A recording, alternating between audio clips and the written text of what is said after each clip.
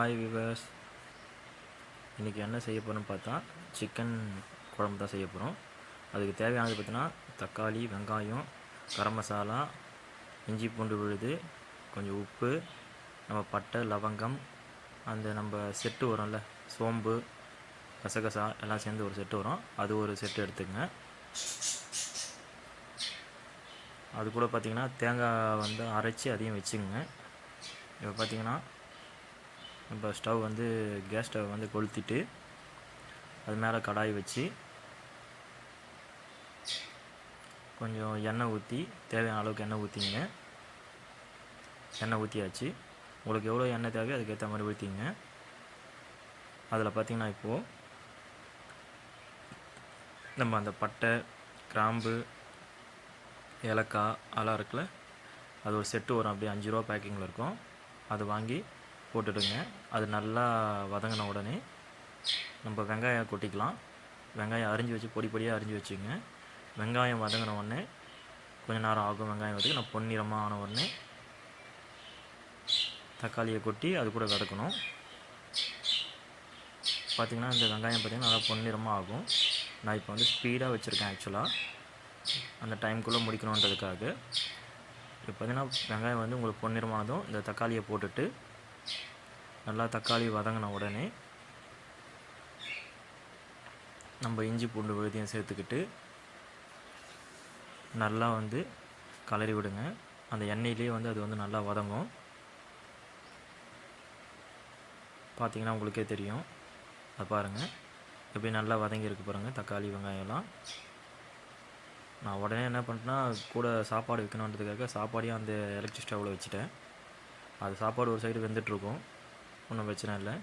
நம்ம வெங்காயம் தக்காளி கொஞ்சம் எக்ஸ்ட்ரா அரைஞ்சி வச்சுருக்கோம்ல, அதை வந்து நல்லா மிக்சியில் போட்டு அரைச்சி வெங்காயம் தக்காளி மட்டும்தான் அதை இந்த மாதிரி கலந்துக்கிட்டோன்னா நல்லா கிரேவியாக இருக்கும். உங்களுக்கு நல்லா வந்து அந்த ஃப்ளேவர் நல்லா டேஸ்டியாக இருக்கும்.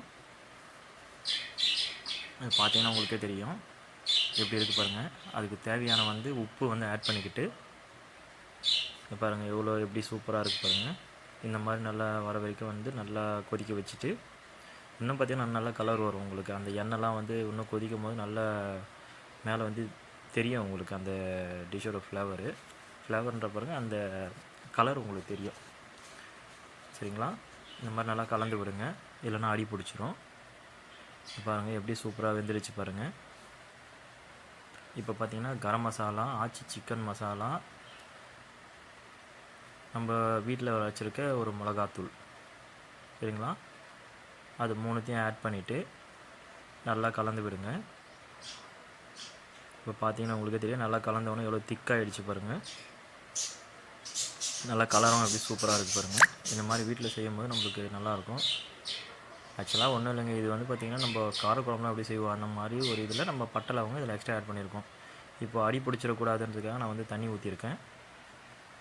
தண்ணி ஊற்றி நல்லா கலந்து விடுறேன். இப்போ பார்த்திங்கன்னா தெரியும் நல்லா இருக்குது பாருங்கள், எப்படி இருக்குது பாருங்கள்.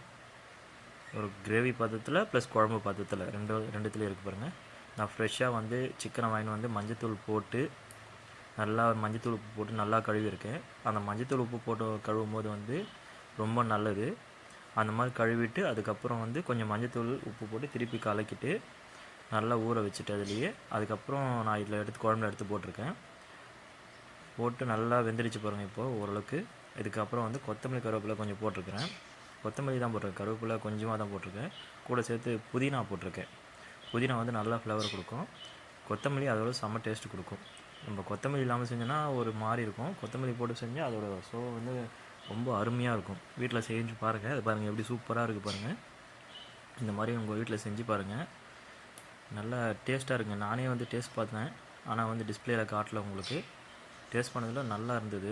உண்மையிலே திருப்பி வந்து உப்பு வந்து கொஞ்சம் தண்ணி ஊற்றுறதுனால கொஞ்சம் கம்மியாகிடுச்சு. ஆனால் உப்பு திருப்பி எனக்கு தேவையான அளவுக்கு நான் ஆட் பண்ணியிருக்கேன். பாருங்கள் எவ்வளோ சூப்பராக இருக்குது பாருங்கள். பார்க்குறதுக்கு எவ்வளோ கலர்ஃபுல்லாக இருக்குது பாருங்கள். அதோட டேஸ்ட்டும் நல்லாயிருக்கும் அந்த மாதிரி நீங்கள் பண்ணும்போது. பார்த்திங்கன்னா 5 மினிட்ஸ் to 10 மினிட்ஸ் மேக்ஸிமம், இல்லைனா ஒரு 1/4 ஹவர்லேயே இது முடிஞ்சிடும் உங்களுக்கு இந்த வேலை. எப்படி இருக்குது பாருங்கள் சூப்பராக. அப்புறம் சிக்கன் பாருங்கள் நல்லா வெந்திருக்கு பாருங்கள். பார்க்கும்போது உங்களுக்கே தெரியும் சிக்கன் எந்த அளவுக்கு நல்லா வெந்திருக்கு பாருங்கள். பாருங்கள் கொதிக்குது பாருங்கள். மேக்ஸிமம் 10 மினிட்ஸ் 5 to 10 மினிட்ஸ் கொதிச்சாவே போதும், சிக்கன் நல்லா வெந்துடும். சாப்பிட்றதுக்கு நல்லா டேஸ்ட்டாக இருக்கும். பாருங்கள் எவ்வளோ சூப்பராக இருக்குது பாருங்கள், கலர்ஃபுல்லாக. இப்போது இந்த சாப்பாட்டு கூட இதை வச்சு சாப்பிடும்போது எவ்வளோ செம்மையாக இருக்குங்க. இந்த கிரேவி மாதிரியே இருக்குது பாருங்கள், பார்க்கறதுக்கு குழம்பு மாதிரியும் இருக்குது, கிரேவி மாதிரியும் இருக்குது பாருங்கள். அழகாக ரெண்டுத்துக்கும் மிடில் இருக்குது பாருங்கள். இந்த மாதிரி வைக்கும்போது இப்போது சாப்பாடு வந்துடுச்சு, அது கூட சேர்த்து சாப்பிட போகிறோம். Thank you friends. நீங்கள் உங்கள் வீட்டில் செஞ்சு பாருங்கள், செஞ்சு பார்த்துட்டு கமெண்ட் பண்ணுங்கள். தேங்க்யூ.